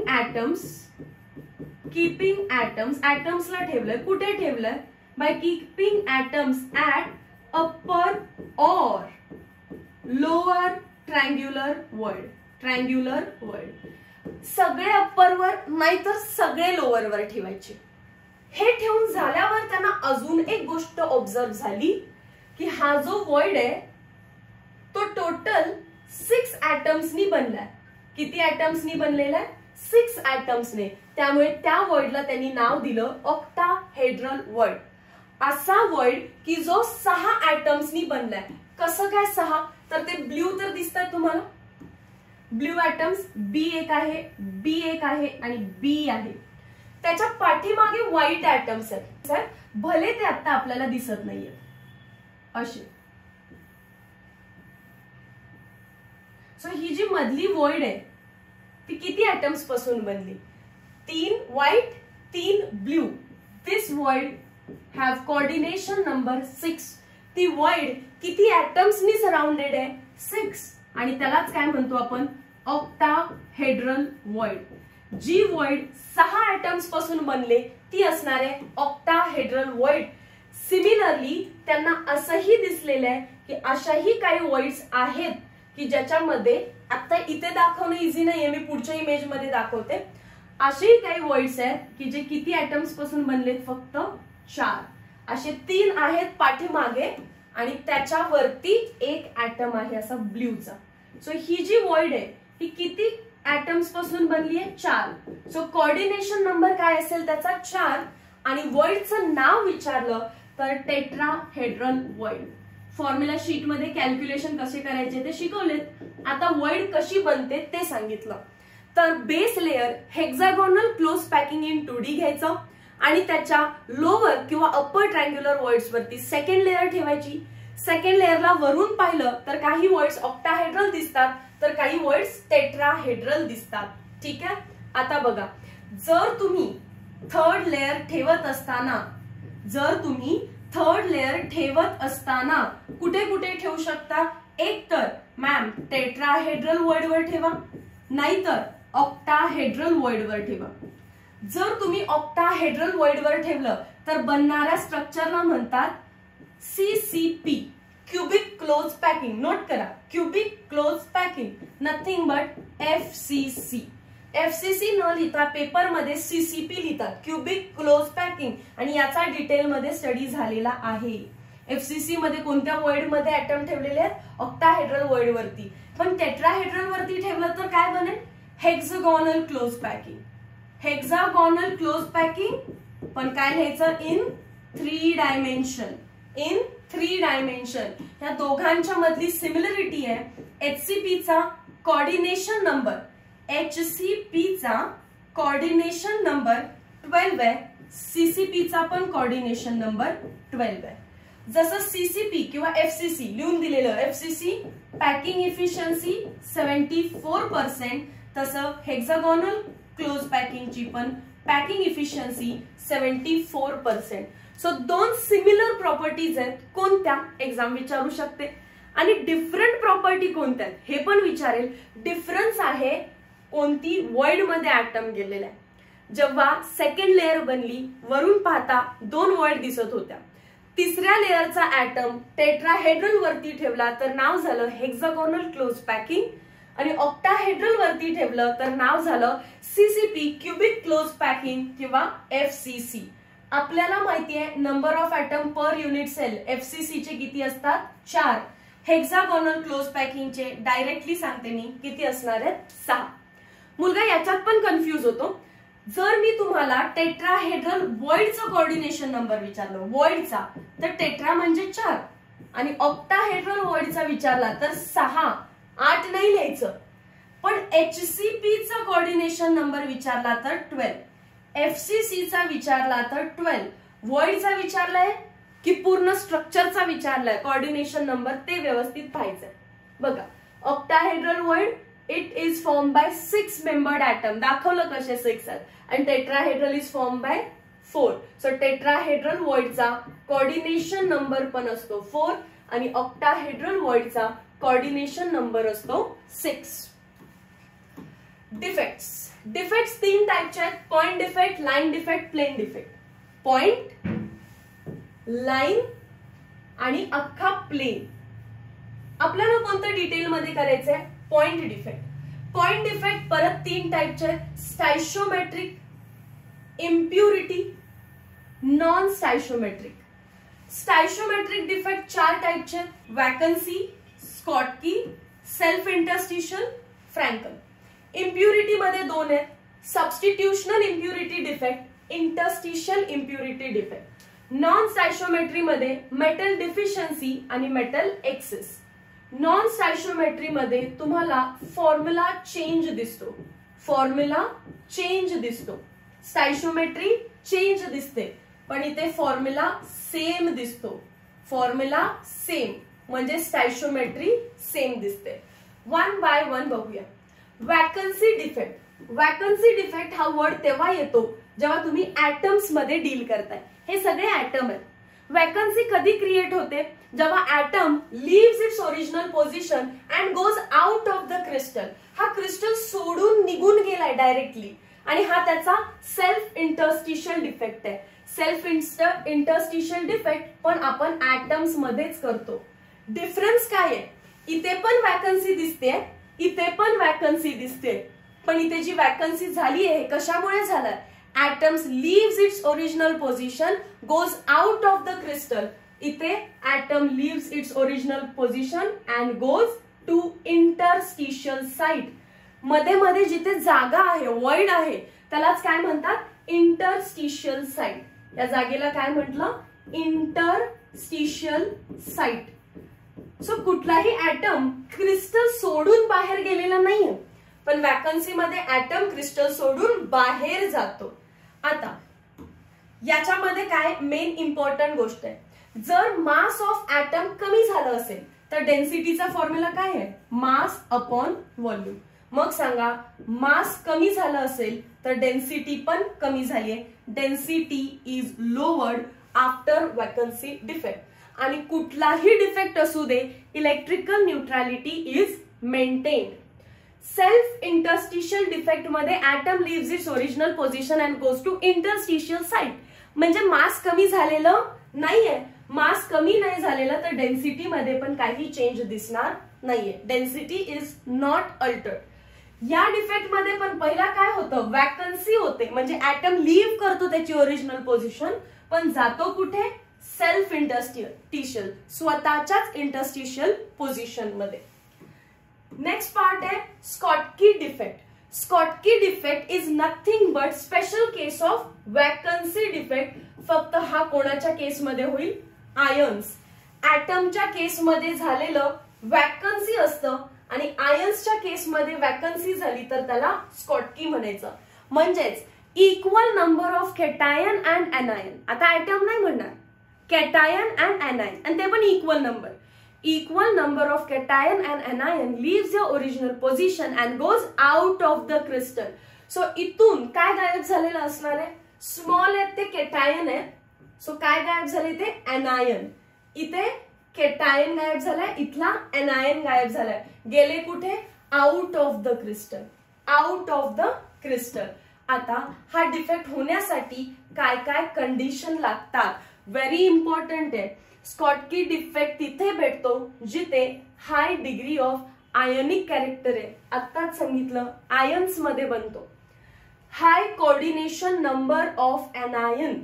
कारण जेव्हा cation and anion original space सोडून बाहेर जाणार आहेत तर कोऑर्डिनेशन नंबर म्हणजे पक्के शेजारी चांगले पाहिजेत की त्यांना व्यवस्थित सेट करून देतील. हे निघून गेल्यानंतर हे आहे अशा पोझिशनला राहणार आहे, जवळ नाही येणार, आहे असे राहणार आहे. त्यामुळे इथे काय क्रिएट झालं, वॅकन्सी. काय क्रिएट झालं इथे, वॅकन्सी. सो कोऑर्डिनेशन नंबर हाय पाहिजे आणि small difference between size of cation and anion. Cation आणि एनायनच्या साइज मध्ये डिफरन्स तर असणारच आहे, पण तो डिफरन्स स्मॉल पाहिजे कारण त्यांना इक्वली बाहेर पडायचे. 3 कंडिशन आहेत. पहिला हाय कोऑर्डिनेशन नंबर, दुसरा हाय आयोनिक कॅरेक्टर, तिसरा comparable size of cation and anion. Consequences 2 बोलायच्या नेहमी, डेन्सिटी आणि electrical neutrality. Electrical neutrality is always maintain आणि density mass upon volume. Cation and anion जाणार आहेत म्हणजे मास कमी होणार आहे, मास कमी तर डेन्सिटी पण काय झालं, कमी. रीड करा हे. आणि त्यानंतरचा पार्ट आला एक्झाम्पल जो की व्हेरी इम्पॉर्टंट आहे. Sodium chloride, silver bromide. Silver ब्रोमाइडला हायलाइट करूया आणि त्याच्यानंतर केसीएल. NaCl आणि KCl तर आपल्यासाठी भाऊभाऊच आहेत. NaCl आला की KCl घ्यायचंच आणि मॅमने हायलाइट करून दिलेला AgBr विसरायचा नाही. नेक्स्ट आहे Frenkel defect. Self interstitial defect मध्ये काय झालेलं, atom leaves its original position and goes to interstitial side. इथे cation leaves its original position and goes to interstitial side. इथला केटायन इथे गेलेला आहे, इंटरस्टिशियल साइडला जाऊन बसलेला आहे. ठीक आहे, कॅटायनच का, कारण कॅटायनची साईज स्मॉलर असते, एनायनची साईज मोठी असते. ठीक आहे, मग बघा कॅटायन एनायनच्या साईज मध्ये जर लार्ज डिफरन्स झाला तर तो फ्रँकल डिफेक्ट दाखवेल. त्यामुळे स्कॉटकी मध्ये आपण कंडिशन लिहिली, cation and anion should be of comparable sizes. Conditions कडे जाऊया directly. Frankl defect occur in ionic compounds with large difference in the size of cation and anion. Large difference असेल तरच cation small असल्यामुळे इथे इंटरस्टिशियलला जाऊ शकतो. The ions of ionic compound must have low coordination number. Frankl defect मध्ये कॅटायनला easily बाहेर जाण्यासाठी coordination number त्याचा कमी पाहिजे, म्हणजे पक्के शेजारी कमी पाहिजेत. शेजारी कमी असते तर पटकन पळून जाता येईल कॅटायनला. ठीक आहे, कॅटायनला. ओके, कॉन्सिक्वेन्सेस इलेक्ट्रिकल न्यूट्रॅलिटी आलं तर मॅम आम्ही ऑलवेज टिक करणार मेंटेन, पण डेन्सिटी आलं तर विचार करणार की cation leaves its original position आणि इंटरस्टिशियल त्या साइडला गेलाय है ना. त्याच क्रिस्टल मध्ये म्हणजे मास नॉट अल्टर्ड, व्हॉल्यूम कधीच बदलत नाही, व्हॉल्यूम मध्ये चेंज नाही, मास मध्ये चेंज नाही, मग डेन्सिटी पण नॉट अल्टर्ड. रीड करा, मी फोकस करते एक्झाम्पल्स वरती. एक्झाम्पल मध्ये जिथे जिथे एजी तिथे तिथे फ्रँकल. AgBr मॅम हा तर मगाशी पाठ केलेला म्हणूनच हायलाइट केलं. AgBr हे कॉमन एक्झाम्पल आहे. परत एक्झाम्पल्स लिहा. AgCl, AgI, CaF2 calcium difluoride, ZnS. Ag वाला आला तर पक्का फ्रँकलला टिक करायचंय. AgBr दोन्हीत आहे आणि 2 इम्पॉर्टंट कोण झाले आता, कॅल्शियम फ्लोराइड CaF2 आणि ZnS. नेक्स्ट डिफेक्ट आहे इम्प्युरिटी डिफेक्ट. इम्प्युरिटी डिफेक्ट आहे 2 टाइपचे. ठीक आहे, इम्प्युरिटी म्हणजेच काय, क्रिस्टल लॅटाइसचा ऍटम हा त्याचा स्वतःचा असतो होस्ट, पण बाहेरून कोण आलं तर तो गेस्ट. गेस्ट म्हणजे इम्प्युरिटी. स्वतःचा ऍटम होस्ट, बाहेरून कोण आलं तर इम्प्युरिटी. मग इम्प्युरिटी कशी आली आहे, येऊन इंटरस्टिशियल पोझिशनला बसली कुठे तर इंटरस्टिशियल इम्प्युरिटी डिफेक्ट. जसं की आयर्न दिसतंय Fe, पण कार्बन ऍज अ इम्प्युरिटी येऊन इंटरस्टिशियल स्पेसला बसला. सो आयर्न होस्ट आहे. आयर्न काय आहे, होस्ट आहे, होस्ट. पण कार्बन काय आहे, इम्प्युरिटी आहे. कार्बन काय आहे, इम्प्युरिटी आहे.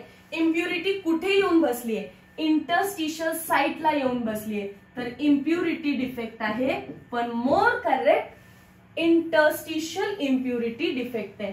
एक्झाम्पल विचारलं तर हेच लक्षात राहायला पाहिजे. आयर्न मध्ये कार्बन येऊन बसणं म्हणजे स्टेनलेस स्टील. म्हणजेच कोण आहे हा, स्टेनलेस स्टील. नेक्स्ट बघा ही डायग्राम. इथे कॉपर होस्ट होता, झिंक ऍज अ इम्प्युरिटी आलेला आहे, पण तो काय केलाय, ओरिजिनल असणाऱ्या कॉपरला रिप्लेस करून झिंक आला, बरोबर की नाही? हा, मग त्यातच तर आन्सर लपला की रिप्लेस केला म्हणजे सबस्टिट्यूट केला, नाव झालं substitutional impurity defect. Copper and zinc म्हणजेच एक्झाम्पल काय झालं आपलं, brass. Next, vacancy through aliovalent impurity. Vacancy through aliovalent इम्प्युरिटीचं एक्झाम्पल आहे NaCl. व्यवस्थित NaCl NaCl NaCl NaCl arranged होते, पण दोन NaCl cation leave their original position and went out of the crystal. जेव्हा दोन Na+ बाहेर जातील, इथून एक Na+ गेलाय, अजून एक इथून एक Na+ गेलाय, पण दोन Na+ बाहेर गेले तर इलेक्ट्रिकल न्यूट्रॅलिटी डिस्टर्ब होईल ना, yes or no? Electrical neutrality disturb होईल. मग इलेक्ट्रिकल न्यूट्रॅलिटी तर डिस्टर्ब नाही करायचे. किती Na+ बाहेर गेले, 2. पहिल्या Na वर +1 चार्ज, दुसऱ्या Na वर +1 चार्ज, तर 2+ चार्ज बाहेर गेला, तर 2+ चार्ज आपण आतमध्ये आणला. 2 Na+ बाहेर गेलेले, त्यांच्या बदल्यात एकच आणला, पण कोण आणला, स्ट्रॉन्शियम +2.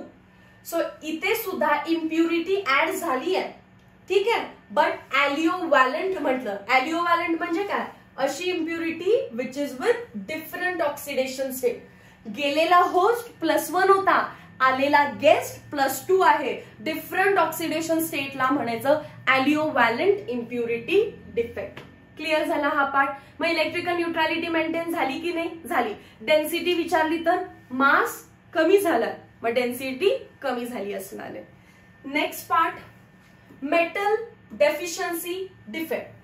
NiO व्यवस्थित अरेंज होते, पण या केसमध्ये निकेल बाहेर जाणार आहे. मॅम किती निकेल, 3Ni+2 बाहेर जाणार आहे. मग त्या बदल्यात आणायचं काय, टू मेंटेन इलेक्ट्रिकल न्यूट्रॅलिटी, तर 2च ऍटम आणायचे, पण आणायचे Ni+3 चे. इथे बघा ऑक्सिडेशन स्टेट मध्ये चेंज दिसतोय की नाही, पण तरी पण मी याला ॲलिओव्हॅलंट इम्प्युरिटी डिफेक्ट नाही म्हणू शकत. मॅम का, डिफरंट ऑक्सिडेशन स्टेट असेल तर त्याला ॲलिओव्हॅलंट म्हणायचंय, पण इम्प्युरिटी डिफेक्ट नाही. हा, निकेलच्या बदल्यात निकेलच यायलाय, मग इम्प्युरिटी कशी असणार, इथे सोडियमच्या बदल्यात स्ट्रॉन्शियम येत होता, म्हणून ॲलिओव्हॅलंट इम्प्युरिटी डिफेक्ट. आता काय झालेलं आहे आपल्या केसमध्ये, 3 Ni बाहेर गेले आणि 2च Ni आत येत आहे, म्हणजे मेटल कमी झाला. हे बघून समजतं ना, मेटल कमी झाला, मेटल डेफिशियंट झाला, मेटल डेफिशियन्सी झाली, मेटल डेफिशियन्स डिफेक्ट नाव दिलं. समजलं? 3 Ni+2 बाहेर गेल्यामुळे इलेक्ट्रिकल न्यूट्रॅलिटी डिस्टर्ब झाली. त्याला मेंटेन करायला 2च Ni आले, पण +3 मध्ये आले, चार्ज न्यूट्रल केला, पण वॅकन्सी क्रिएट झाली. Number of nickel atoms in original structure आणि आताचे Ni ॲटम्स काउंट कमी झाला, सो म्हटलं metal deficiency defect. Note, this defect is possible only when compound of metal show variable oxidation state.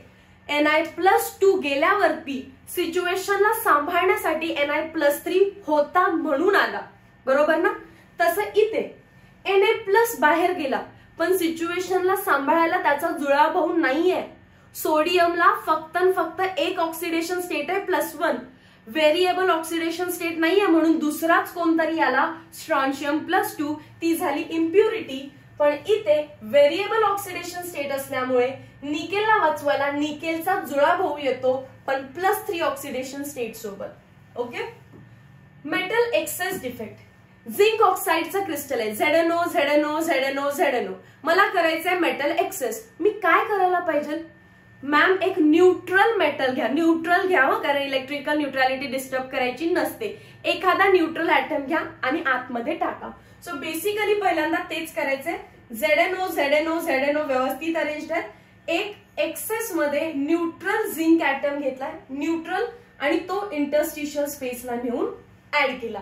तर या ओव्हरऑल मध्ये Zn जितके होते तितकेच O होते, पण तुम्ही एक Zn ऍड केला, Zn आता वाढला. इक्वल झालेत का, नाही, Zn वाढला, मेटल एक्सेस झाला, म्हणून नाव दिलं मेटल एक्सेस डिफेक्ट. पण कसं झालं, by adding neutral zinc atom. किंवा काय करू शकता तुम्ही, पुट करू शकता Zn+2. मॅम Zn+2 तर इलेक्ट्रिकल न्यूट्रॅलिटी डिस्टर्ब करेल ना, म्हणून सोबत इलेक्ट्रॉन्स पण पुट करायचे. किती इलेक्ट्रॉन्स? 2. इथे एक इलेक्ट्रॉन आहे, इथे एक इलेक्ट्रॉन आहे. मग मुलांना वाटतं मॅम 2 इलेक्ट्रॉन के बर्नीत भरून ठेवलेत का, की गेलो उघडलो 2 इलेक्ट्रॉन घेतले बाबा आणि त्यात टाकले, तर तिथे रिॲक्शन होते. ZnO चा क्रिस्टल आहे, एक्सेस ऑफ ZnO मध्ये त्याला हीट केलं की कशात ब्रेक होतो तो, Zn+2 आणि O-2. O-2 आहे, तर त्याने, याला मी सेपरेटली लिहिते, O-2 ने जर 2 इलेक्ट्रॉन लूज केले तर काय दिसेल आपल्याला, तो एक नॅसंट ऑक्सिजन, पण असा एक्झिस्ट करत नाही. त्यामुळे काय लिहायला लागतं आपल्याला, हाफ O2 गॅस. काय लिहायला लागतं आपल्याला, हाफ O2 गॅस. 2 ला 2 कट, परत O दिसतो, हा ऑक्सिजन तर निघून जातो. मग उरलं काय, फक्त 2 इलेक्ट्रॉन्स. आणि काय उरलं, Zn+2. तेच तर मी आत ऍड केलं. म्हणजे ZnO या क्रिस्टलला मी ZnOच एक्सेस मध्ये घेऊन हीट केलं, आपल्या मनाने रिॲक्शन झाली, Zn+2 भेटलं, ऑक्सिजन गॅस भेटला, 2 इलेक्ट्रॉन भेटले, ऑक्सिजन गॅस आहे निघून गेला, Zn+2 2 इलेक्ट्रॉन तिथे दिसतात. इलेक्ट्रिकल न्यूट्रॅलिटी पण मेंटेन झाली आणि ओव्हरऑल झिंकचा काउंट पण वाढला, म्हणून परत आपण त्याला म्हटलं मेटल एक्सेस डिफेक्ट. सो मेटलला एक्सेस करायचं असेल तर एक तर न्यूट्रल मेटल टाका, नाहीतर मेटल जर पॉझिटिव्हली चार्ज टाकत असाल तर तेवढे इलेक्ट्रॉन्स पण त्यामध्ये ऍड करा. नेक्स्ट आहे F centre defect. F centre defect observed again mostly in NaCl. NaCl मध्ये अजून कुठला डिफेक्ट आहे, ॲलिओव्हॅलेंट इम्प्युरिटी डिफेक्ट आणि अजून स्कॉटकी डिफेक्ट. NaCl आला की त्याचा भाऊ KCl आणि बॉक्स मधला AgBr. AgBr is common to Schottky as well as Frenkel. ज्याच्यामध्ये Ag ते फ्रँकल असणार आहे आणि CaF2 पण असणार आहे. आणि ZnS का ZnO काय होता लगेच बघून येऊया. चला, ZnS. ठीक आहे, चल नेक्स्ट. एफ सेंटर हा सुद्धा NaCl मध्ये होतो. NaCl चा कलर काय असतो, व्हाईट. पण जसं तो एफ सेंटर डिफेक्ट दाखवतो त्याचा कलर चेंज होतो. After F centre defect it becomes NaClच आहे, पण कलर काय बनतो त्याचा, येलो. आधी काय होता व्हाईट. माहिती आहे ना, NaCl चा कलर व्हाईटच असतो. एफ सेंटर डिफेक्ट नंतर येलो बनतो. MCQ. NaCl show yellow colour due to formation of F centre. अजून दुसरं काय विचारू शकतात, एफ सेंटर मध्ये, एफ सेंटर डिफेक्ट मध्ये हे कोण आहे, प्लसच्या नंतर कुठला असतो, मायनस. मायनस म्हणजेच कोण, एनायन. एनायनच्या पोझिशनला कोण बसलेलं आहे बघा, इलेक्ट्रॉन. इलेक्ट्रॉन कुठे बसलेला आहे, एनायनच्या पोझिशनला जाऊन बसलेलं. काय झालेलं, Na+Cl- Na+Cl- Na+Cl- व्यवस्थित असं स्ट्रक्चर होतं आणि या स्ट्रक्चरला हीट केलं in presence of sodium vapours. कोणाच्या प्रेझेन्स मध्ये हीट केलेलं आहे, सोडियम वेपर्स. जसं सोडियम दिसला कोणाला, हॅलोजनला, त्याने घेतली धाव. तो कोणासोबत गेला, Na सोबत. कशासाठी गेला, रिॲक्शन करायला. रिॲक्शन झाली, सोडियम आहे त्याने Cl- सोबत रिॲक्शन केली. कशी रिॲक्शन केली असेल रे, NaCl बनवलं असेल मॅम. हा, NaCl तर बनवलाय, पण हा इलेक्ट्रॉन बाहेर दिला. मग सॉलिड तर खुशच झाला, कारण Cl- जर धावता Na+ कडे गेला असेल तर तिथे इलेक्ट्रिकल न्यूट्रॅलिटी डिस्टर्ब झाली असेल, पण इलेक्ट्रॉनच्या येण्याने ती परत न्यूट्रल झाली. सो एनायनच्या पोझिशनला कोण येऊन बसतं, तर इलेक्ट्रॉन येऊन बसतो. आणि कलर चेंज होतो का एफ सेंटरमुळे, होतो. कोणाचा होतो, NaClचा. काय कलर चेंज आहे, from white to yellow. Done with this point. हे पण लक्षात घ्या, Na 1+X आणि Cl काय 1.0. कसं काय, कारण इथून Cl- गेला ना, मग कंपॅरेटिव्हली Na वाढलाय. बरोबर आहे ना, जितके Na होते तितके Cl होते की नाही. हा, मग Cl काय झाला, कमी. याचाच अर्थ काय झाला, कंपॅरेटिव्हली Na वाढलेला आहे, म्हणून त्यांनी केलं Na 1+X Cl 1. विचारणार नाहीत, पण anion कमी झाल्याने केटायनच वाढल्यासारखे दिसतात. केटायन वाढला म्हणजेच मेटल एक्सेस झाला. Moving towards next point, magnetic properties direct to the point MCQ. Diamagnetic म्हणजे all electrons are paired. All electrons are paired. Next, त्यांचं रिपल्शन होतं की अट्रॅक्शन होतं? तर रिपल्शन होतं. वीक रिपल्शन होतं की स्ट्रॉंग रिपल्शन होतं? वीक रिपल्शन होतं. एक्झाम्पल, पाणी, नमक, बेन्झिन. पाणी, नमक, बेन्झिन. पॅरामॅग्नेटिक म्हणजे एक इलेक्ट्रॉन, अनपेड इलेक्ट्रॉन दिसणार आहेत त्यांना. आणि नेचर काय आहे? पॅरा असल्यामुळे ते होतात अट्रॅक्ट. पण स्ट्रॉंगली अट्रॅक्ट होतात की वीकली अट्रॅक्ट होतात? वीकली अट्रॅक्ट होतात. Example, oxygen Cu+2 Fe+3. Oxygen Cu+2 Fe+3. Ferromagnetic, large number of unpaired electrons. Many काय पाहिजे होतं इथे? Unpaired electrons. Example, iron, nickel, कोबाल्टला लक्षात ठेवण्यासाठी they are magnetic material. Gadolinium Gd आणि हा कोण आहे? CrO2. MCQ विचारलेला आहे प्रिव्हियस इयर क्वेश्चन मध्ये. हे डन. सो मॅग्नेटिक प्रॉपर्टीज मध्ये एकतर लक्षात ठेवा इलेक्ट्रॉन पेअर आहे की अनपेड आहे. नेचर कसं आहे? Weak repulsion, weak attraction. Unpaired electron असेल तर असतं अट्रॅक्शन, आणि खूप अनपेड इलेक्ट्रॉन झाल्यामुळे ते झालं स्ट्रॉंग अट्रॅक्शन. इतकं स्ट्रॉंग की ferromagnetism give rise to permanent magnetism. Permanent magnetic behaviour किंवा परमनंट मॅग्नेटिझम. एक्झाम्पल फार इम्पॉर्टंट आहे. इलेक्ट्रिकल प्रॉपर्टीज रीडिंगचं पार्ट आहे ऍक्च्युली, आणि तुम्हाला व्हॅल्यू लक्षात ठेवायच्या. Conductors, solids having electrical conductivity in the range 10⁻⁴ to 10⁻⁷ ohm inverse, metre inverse with unit लक्षात ठेवायचे. जर कंडक्टिव्हिटीची value 10⁻⁴ to 10⁻⁷ ohm inverse, metre inverse असेल तर they are called as conductors. आणि examples, ma'am metals are good conductor. Yes. आणि इलेक्ट्रोकेमिस्ट्रीने शिकवलं electrolytes are also good conductors. Insulators साठी के ची रेंज आहे 10⁻⁻20 to 10⁻⁻10 ohm inverse, metre inverse. Insulator म्हणजेच बॅड कंडक्टर्स आहेत ते. नॉन मेटल्स आणि मॉलिक्युलर सॉलिड्स. बघितलं आपण मॉलिक्युलर सॉलिड्स मध्ये वीक फोर्सेस असतात, so they are poor conductors म्हणजेच इन्सुलेटर्स. आता सेमी कंडक्टर्सची कंडक्टिव्हिटी रेंज या दोघांच्या मध्ये आहे 10⁻⁻6 to 10⁻⁴ ohm inverse, metre inverse. The range is intermediate between two that of conductors and insulators. आणि examples, metalloids such as silicon, germanium belong to this category. Silicon, germanium pure semiconductor आहे ते. Pure semiconductor silicon आणि germanium. Talking about band theory, तर conduction band, valence band आणि आपल्याला band gap बद्दल information माहिती पाहिजे. जेव्हा ते म्हणतील आपल्याला कंडक्शन बँड, कंडक्शन बँड, तर हा हायेस्ट एनर्जीचा बँड आहे. हाय एनर्जीचा बँड आहे. कोणता? Conduction band. Containing electrons in the conduction band. Conduction band may be partially occupied or vacant.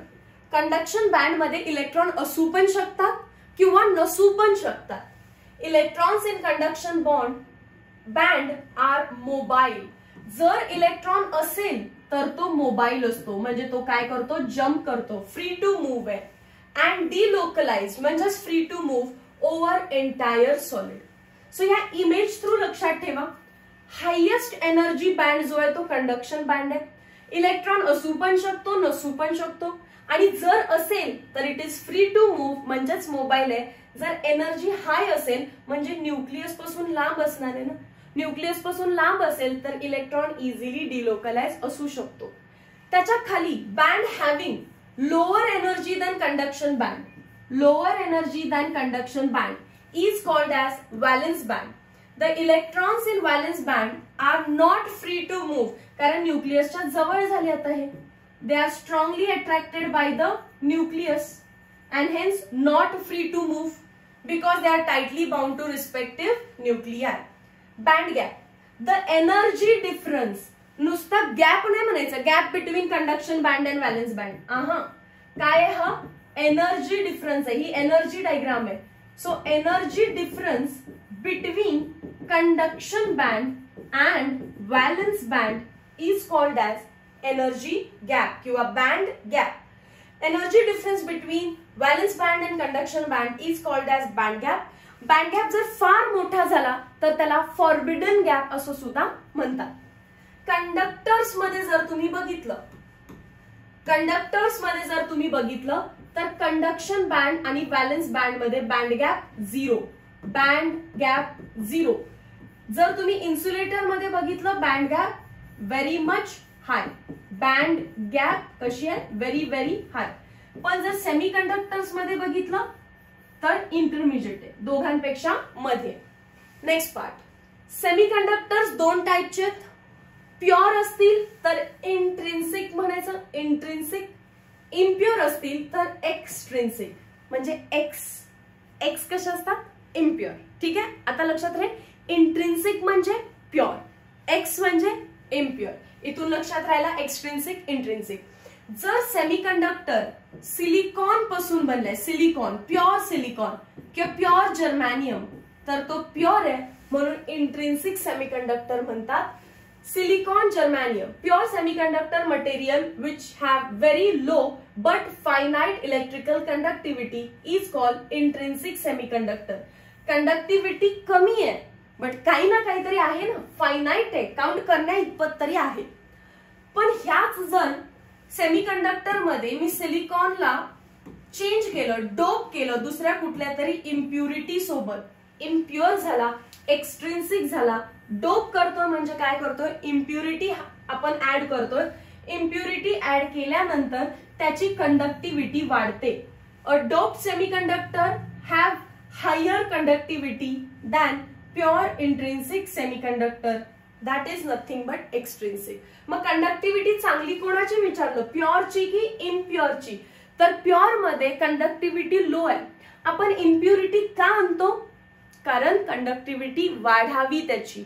ठीक आहे, डाग अच्छे है, इम्प्युरिटी अच्छी है, कारण ह्या इम्प्युरिटीने कंडक्टिव्हिटी वाढणार आहे. मग ही इम्प्युरिटी एकतर तुम्ही आणू शकताय एलिमेंट्स ऑफ ग्रुप 13 किंवा एलिमेंट्स ऑफ ग्रुप 15.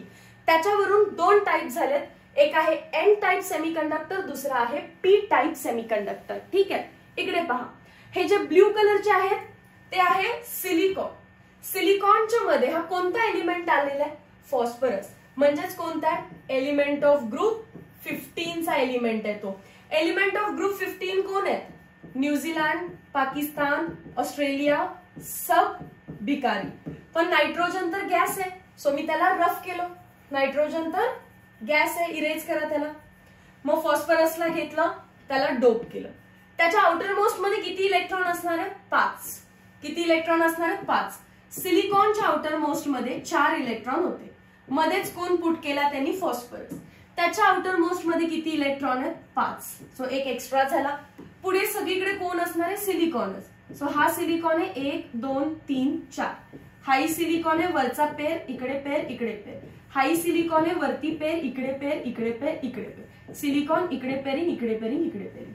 सो या इलेक्ट्रॉन सोबत याने पेर केला असेल, याच्या सोबत, खालच्याचा वरच्या सोबत, हा त्याच्या वरच्या सोबत, आणि तुम्हाला बघायला भेटतो एक extra electron which is free to move, free to move. आणि हाच तर आहे जो तुमची कंडक्टिव्हिटी वाढवणार आहे, सेमीकंडक्टरची कंडक्टिव्हिटी वाढवणार आहे. इलेक्ट्रॉनमुळे वाढला. एक्स्ट्रा काय तो इलेक्ट्रॉन. इलेक्ट्रॉनवर चार्ज कोणता असतो, निगेटिव्ह. निगेटिव्ह वरून वर्ड घेतला एन टाइप सेमीकंडक्टर. निगेटिव्ह वरून काय वर्ड घेतला त्यांनी, N type semiconductor. So N type semiconductor मध्ये जो डोपंट आहे, इम्प्युरिटी आहे, ती आहे एलिमेंट ऑफ ग्रुप 15 ची. 5 आउटर मोस्ट इलेक्ट्रॉन असल्यामुळे 4 पेरिंग मध्ये जातात, पण एक राहतो अनपेड. तो एक अनपेड इलेक्ट्रॉन म्हणजेच आहे एक्स्ट्रा इलेक्ट्रॉन, म्हणजे एक्स्ट्रा निगेटिव्ह चार्ज, त्याच्यावरून एन टाइप सेमीकंडक्टर. आता सिमिलरली इकडे आहे सिलिकॉन्स आणि इथे दिसतोय boron. Boron is element of group 13, बाल, Gangadhar, Indian, Tilak. Outer most मध्ये ओनली 3 इलेक्ट्रॉन्स. काय सांगतात बघा. सिलिकॉन 1 2 3 4, बाजूला बोरॉन आणायचंय. बाकी सिलिकॉन ड्रॉ करून घेते आधी. 1 2 3 4 सिलिकॉन, 1 2 3 4 1 1 2 3 4. आणि कोण म्हटलं? बोरॉन म्हटलं. पण मॅम बोरॉनच्या आउटर मोस्ट मध्ये तर 3च आहे, 1 2 आणि 3. मग इथे काय राहिलं? काहीच नाही. म्हणजेच काय? वॅकन्सी. काय आहे ती? वॅकन्सी आहे. काहीच नाहीये. काहीच नाहीये म्हणजेच तिथे पॉझिटिव्ह चार्ज आहे. ठीक आहे. वॅकन्सीच्या ऐवजी याला काय म्हणतात माहिती? होल म्हणतात. आणि तोच काय ऍक्ट करतो? As a positive charge. आणि पॉझिटिव्ह चार्ज वरून नाव काय दिलं त्यांनी? P type semiconductor. तो होल आहे ना, तो होल आहे म्हणजे तिथे इलेक्ट्रॉन नाहीये. जिथे इलेक्ट्रॉन नाहीये तिथे पॉझिटिव्ह चार्ज असणार आहे. या पॉझिटिव्ह चार्ज मध्ये हा इलेक्ट्रॉन जम्प करतो. आता इलेक्ट्रॉन इथे आला, होल इथे शिफ्ट झाला, अँड सो ऑन. हे जम्पिंग चालूच असतं. इलेक्ट्रॉनचं जम्पिंग वाढलं, कंडक्टिव्हिटी वाढली. सो प्युअर सिलिकॉन, प्युअर जर्मॅनियम चा डोपिंग केलं, इम्प्युरिटी ऍड केली ग्रुप 13 ची किंवा ग्रुप 15 ची, तर N type P type semiconductors बनतात ज्यांची कंडक्टिव्हिटी प्युअर पेक्षा पण जास्त आहे. एलिमेंट ऑफ ग्रुप 15 आलं तर N type semiconductor, element of group 13 आलं तर पी टाईप सेमीकंडक्टर. ठीक आहे, डन. ग्रुप 13 ला ट्रायव्हॅलेंट म्हणतात, ट्रायव्हॅलेंट. आणि ग्रुप 15 ला पेंटाव्हॅलेंट म्हणतात. मग मुलाला वाटतं पेंटाव्हॅलेंट म्हणजेच पी टाईप आहे का? पी ला पी मॅच करायचा नाही. पेंटाव्हॅलेंट आलं तर एन टाईप आणि ट्रायव्हॅलेंट आलं तर पी टाईप. डन. हे ते टेक्स्टबुक मधले हायलाइटेड पॉइंट्स आहेत ज्याच्यावरती एमसीक्यू बनू शकतो. जसं की मॅग्नेशियम झिंक हे HCP चं एक्झाम्पल आहे, हेक्सागोनल क्लोज पॅकिंग. आणि पक्का 3D मध्येच, 2D चा आपण स्टडी नाही करत आहे, 3D मधलं हेक्सागोनल क्लोज पॅकिंगचं एक्झाम्पल आहे Zn, झिंक आणि मॅग्नेशियम. CCP चं एक्झाम्पल आहे, क्युबिक क्लोज पॅकिंगचं एक्झाम्पल आहे copper and silver. Copper and silver. And then polonium हे एक्झाम्पल आहे SCC. ओनली पोलोनियम आहे, ओनली पोलोनियम आहे. हे PYQ मध्ये विचारून झालेत, आता तुम्हाला पोलोनियम विचारू शकतात. So that's all for solid state. तरी नाही म्हणता डिटेलमध्ये हा पार्ट होऊनच जातो. मी माझ्या साईडकडून असं कोणताही पॉइंट हाईड करून ठेवणार नाही की तो तुमचं तुम्ही रीड करा.